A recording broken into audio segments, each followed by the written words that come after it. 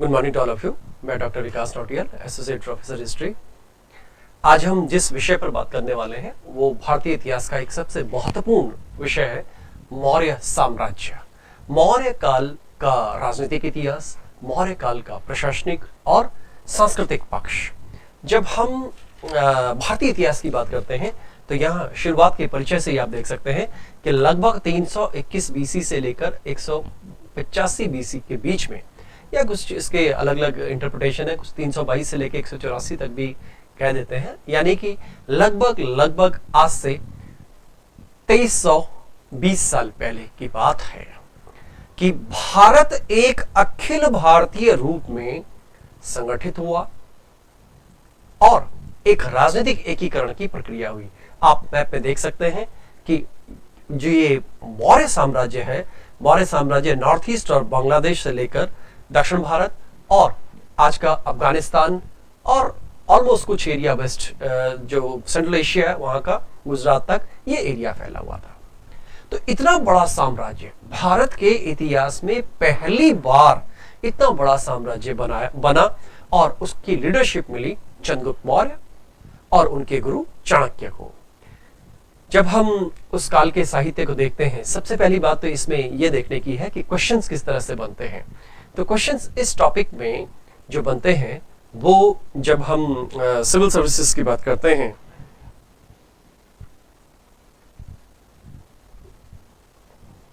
आप देख सकते हैं मौर्य साम्राज्य सिविल सेवा के लिए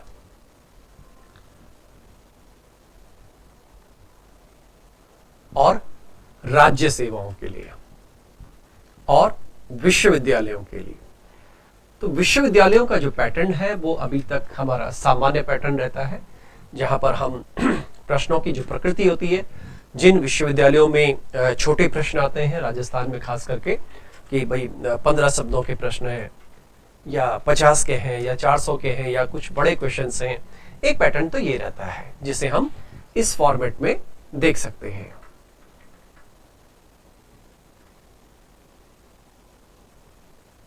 और जब हम सिविल सेवा की बात करते हैं तो वहां आजकल अभी भी ऑप्शनल है, इससे वहां पर कुछ अलग प्रकृति के प्रश्न होते हैं। तो जैसा मैंने प्रश्नों की प्रकृति को बताया कि प्रश्नों की प्रकृति कैसे आती है, उदाहरणार्थ यहां पर जो एक सवाल एक बार यूपीएससी में, आईएएस में आया हुआ है कि अभिलेखों के आधार पर ये जो मौर्यों की सीमा है उसका निर्धारण करना है। कौन से अभिलेखों के आधार पर? अशोक के अभिलेखों के आधार पर। तो ये एक ऐसा प्रश्न है जब हमें अभिलेखों की जानकारी होनी चाहिए, जिसे हम एपिग्राफी कहते हैं, अभिलेख विज्ञान कहते हैं, अभिलेख शास्त्र कहते हैं। तो उसके आधार पर हमको निकालना है। जब हम इसी तरह के अन्य प्रश्नों को देखते हैं, मौर्य काल में ऐसे बहुत से प्रश्न हैं जो यूपीएससी में बनते हैं, और खास करके जो प्रश्न हिस्टोग्राफी के प्रश्न बनते हैं वो बड़े महत्वपूर्ण और निर्णायक होते हैं। मार्क्स लाने में उन क्वेश्चंस का महत्वपूर्ण योगदान होता है जब क्वेश्चंस की डीलिंग हिस्टोग्राफी के अकॉर्डिंग आती है। जैसे उदाहरणार्थ कि ये क्वेश्चन लिया जाए कि मौर्य साम्राज्य या मौर्य काल के इतिहास लेखन के विविध आयामों को स्पष्ट कीजिए। मौर्य काल के इतिहास लेखन के विविध आयामों को स्पष्ट कीजिए। या एक बार, ये तो मैं अपने हिसाब से बोल रहा हूं, एक बार ये प्रश्न आया था कि कौटिल्य के अर्थशास्त्र, मैगस्थनीज की इंडिका और अशोक के अभिलेखों के आधार पर मौर्य काल की समीक्षा करनी थी। यह था प्रश्न। तो यहां पर हम सबसे पहले ये देखना चाहेंगे कि जो पहला टॉपिक हम लेंगे मौर्य साम्राज्य के लिए वो है इसके इतिहास लेखन का।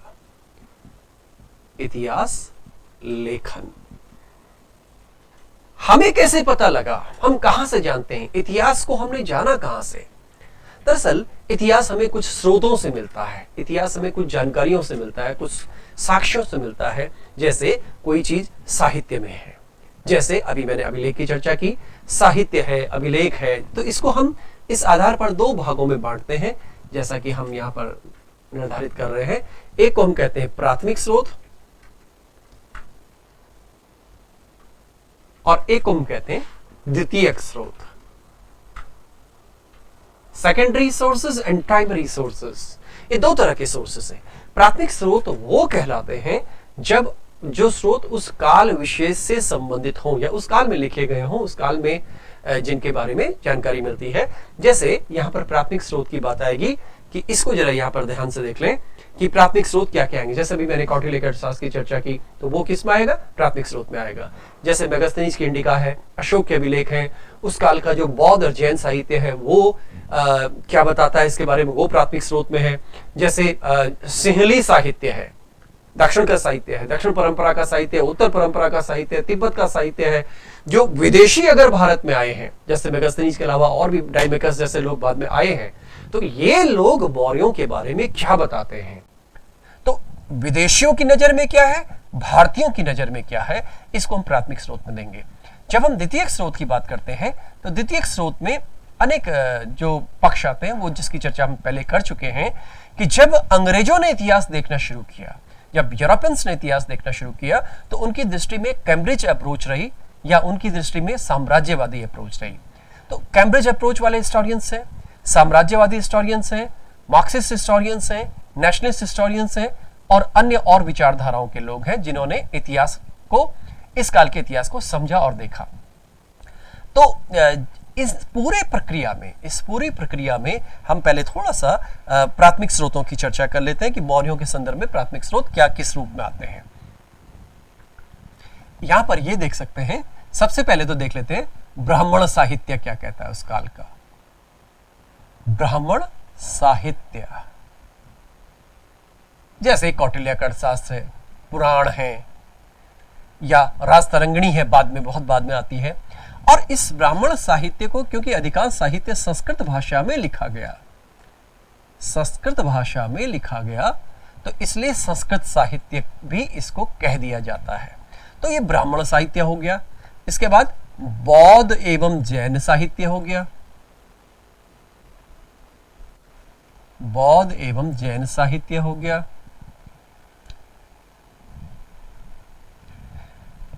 विदेशी यात्रियों का वृतांत हो गया, विदेशी वृतांत, इसमें यात्री भी आ जाएंगे, प्रशासक भी आ जाएंगे। जैसे मैगस्थनीज,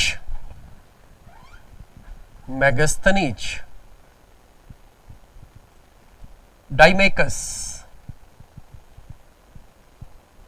और बहुत बात के और लोग भी हैं जिन्होंने इसके बारे में लिखा है। मौर्योत्तर काल में जो लोग भारत में आए या जिन्होंने ग्रीक और रोमन जगहों पर बैठ करके भारत के बारे में लिखा, मौर्यों के साथ उनके संपर्क के बारे में लिखा, उसको विदेशी वृत्तांत में कह सकते हैं हम। इसके अलावा यहां पर एक बात और आती है, तिब्बती साहित्य, कंग्यूर, तंग्यूर, तारानाथ वगैरह सब इसमें शामिल है। इसके अलावा यहां पर एक बात आती है, सिंहली साहित्य।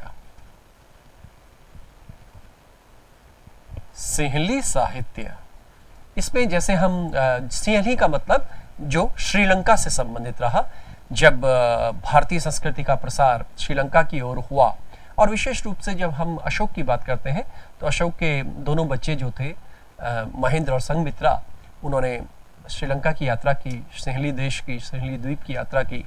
और उससे पहले से भी हमारी संस्कृति का, भारतीय संस्कृति का प्रसार श्रीलंका के क्षेत्र में हो रहा था। तो वहाँ पर, वहाँ के मठों में जो साहित्य लिखा गया उसे हम सिंहली साहित्य कहते हैं। सिंहली एक भाषा है और इसी के आधार पर सिंहली एक पूरी संस्कृति बनती है। तो इसमें जैसे हम बात करते हैं दीपवंश, महावंश,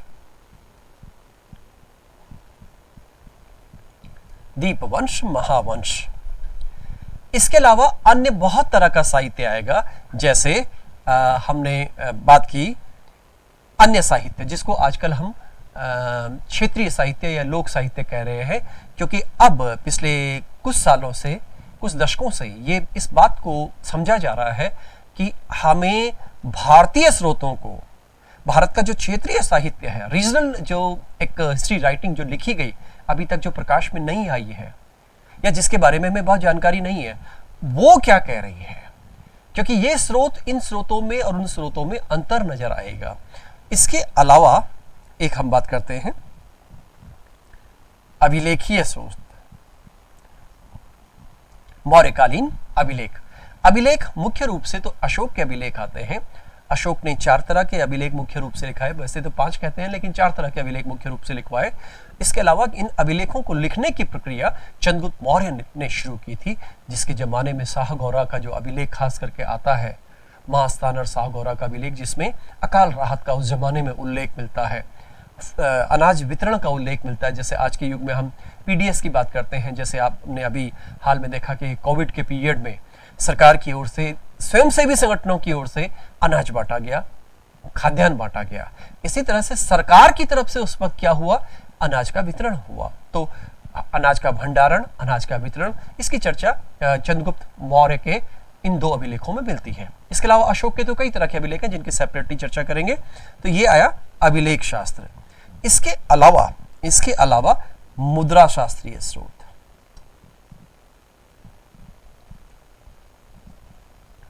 मौर्य काल में मुख्य रूप से एक चर्चा है जिसे हम पण कहते हैं। पण एक मुद्रा का नाम है। वैसे और तरह की कांखिणी है, पण है, बहुत तरह की मुद्राएं इस काल में चलती रही, और इन मुद्राओं के आधार पर ये इतिहास को बताने का एक तरीका है कि अगर किसी काल में हमें मुद्राएं ज्यादा मिल रही हैं, चाहे मुद्रा छोटी हो चाहे मुद्रा बड़ी हो, इसका मतलब वहां आर्थिक गतिविधि हो रही थी। अगर उनकी व्यापकता है, छोटे सिक्के बड़े सिक्के दोनों प्रकार के सिक्के मिल रहे हैं, इसका मतलब आम जन में या आम जन की जो ऑपरेशंस हैं, आर्थिक गतिविधियां हैं, उनमें एक तरह का संचालन उसका इस तरह से है कि राज्य देख रहा है या आर्थिक गतिविधियां उसकी बेहतर हैं। एक अन्य जो स्रोत आता है, इसको हम कह सकते हैं यूं कहें कि स्मारकीय स्रोत। स्मारकीय स्रोत, जैसा कि आप और हम सब जानते हैं कि जो भारत की में अशोक की लाट है जो सारनाथ से ली गई है, और वो आज हमारे देश का राष्ट्र चिन्ह है, राष्ट्रीय चिन्ह है या राज्य चिन्ह कह सकते हैं इसको, कि वो वहाँ से ली गई है, जो ये बताता है उस काल के बारे में कि उस काल में मौर्यों का जो गरिमा थी, मौर्यों का जो प्रसार था, वो अखिल भारतीय स्तर पर था। अखिल भारतीय का मतलब इसमें हम अफगानिस्तान तक को सम्मिलित करेंगे। अब एक ब्रांच प्राथमिक स्रोत के हिसाब से और आती है जिसको हमको समझना चाहिए ठीक से, वो ब्रांच है जिसे हम कहते हैं पुरातात्विक स्रोत।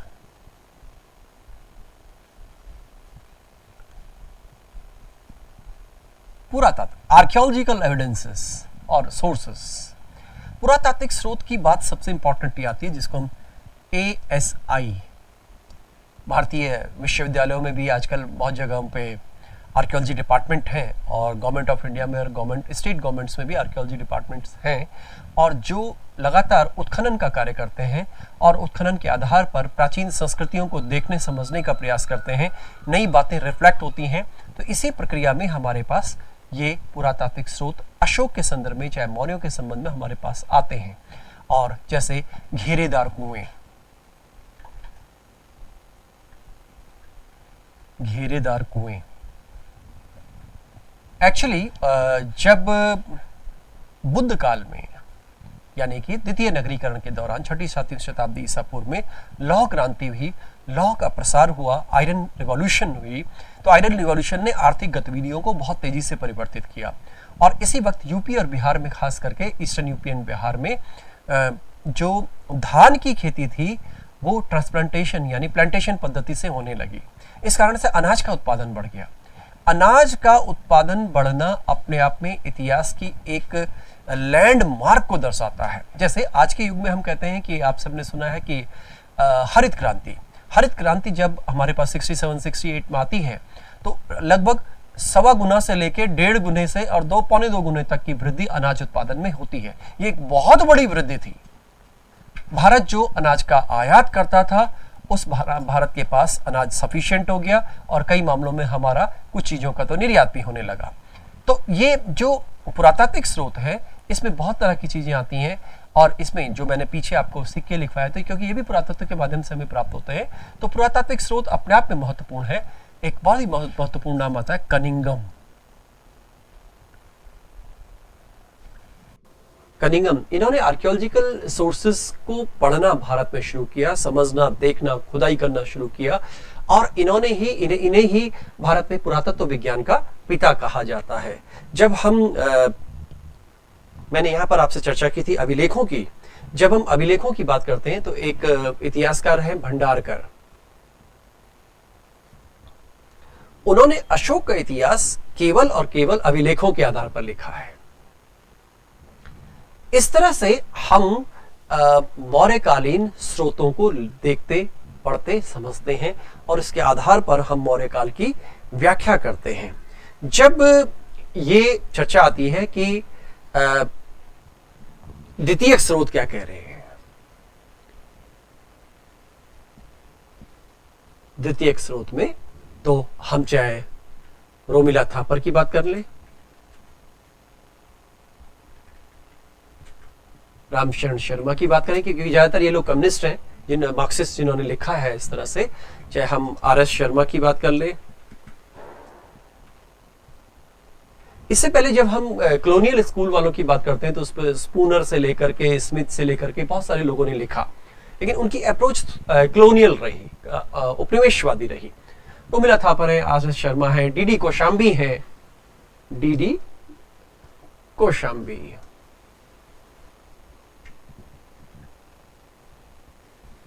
उसके उपरांत के पी जायसवाल जैसे लोग आए और उन लोगों ने भी इसके बारे में लिखना शुरू किया, और इस तरह से जो द्वितीयक स्रोत थे वो द्वितीयक स्रोत हमारे पास मौर्यों के संबंध में आते हैं। तो सबसे पहले प्राथमिक बातें आती है कि इन स्रोतों के आधार पर हम मौर्यों को समझने का प्रयास करें। अब यहां पर आप देख सकते हैं कि पहले मैंने आपको ये पूरा इतना बड़ा मौर्यों का क्षेत्र बताया है, और इन मौर्यों के इस क्षेत्र को समझने के लिए हमारे पास लिटरेचर क्या क्या अवेलेबल है, उसके बाद मैं चर्चा कर रहा हूं कि देखिए आपके सामने आ रहा है, ये अशोक की लाट है, आज हमारा राज चिन्ह है, ये सांची का स्तूप है, मेन स्तूप है, ये मुख्य महास्तूप जिसको बोलते हैं। इनके राजनीतिक विकास के साथ साथ इतना बड़ा क्षेत्र तो इन्होंने जीता ही जीता, उसको अपना एक अखिल भारतीय साम्राज्य स्थापित किया। इसके साथ साथ सांस्कृतिक विकास में उनका काम महत्वपूर्ण नहीं है, विदेशों से संबंध, डिप्लोमेटिक रिलेशन। मौर्यों का महत्व इस बात से है कि उन्होंने भारत की पहचान अंतरराष्ट्रीय स्तर पर करवाई, और इसी के अंतर्गत हम उनके कलात्मक विकास को देख सकते हैं। यहाँ उनके ये राजाओं की सूची हमको दिखाई दे रही है, चंद्रगुप्त मौर्य, बिंदुसार, अशोक से लेकर के और अंतिम बृहद्रथ तक। तो ये मौर्यों के संबंध में स्रोतों की चर्चा हुई। आज स्रोतों के संदर्भ में इतना ही। थैंक यू, धन्यवाद।